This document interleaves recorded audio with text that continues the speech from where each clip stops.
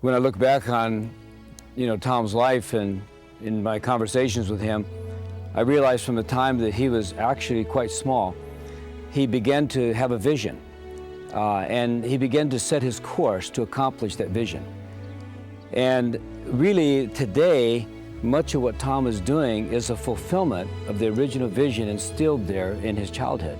And now he's working out that vision to a larger world. This was his life. This was his main interest from the very, very beginning. When he, of course, you knew when he was very young.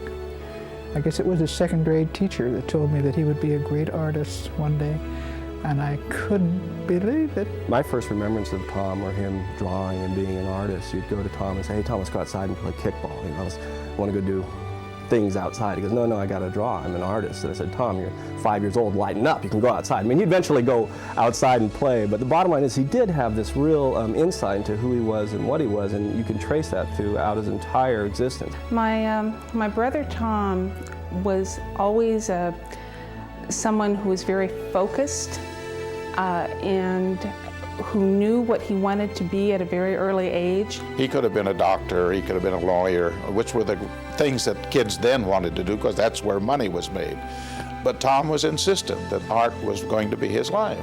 Even if he failed, even if he didn't make any money, he was going to be an artist. Tom had it all together right from the start. I think he knew where he was going.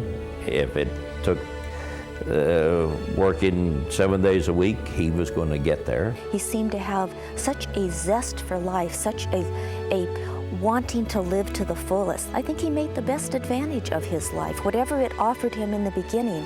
I'm amazed at how dedicated he is, how hard he works. I don't think I've ever seen that before in another artist. Tom is painting the art for the people. Nobody else. He's not painting it for John Doe, rich man, or somebody's going to hide it someplace.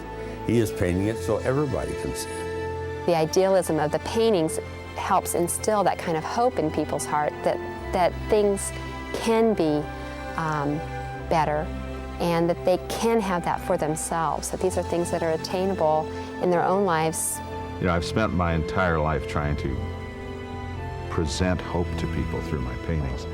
I try to impart a message of light, to give to others this sense that the world is not all darkness and ugliness.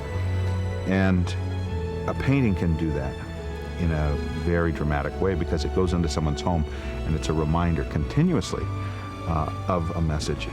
Instead of cursing the darkness, let's just light a candle. It's all about light.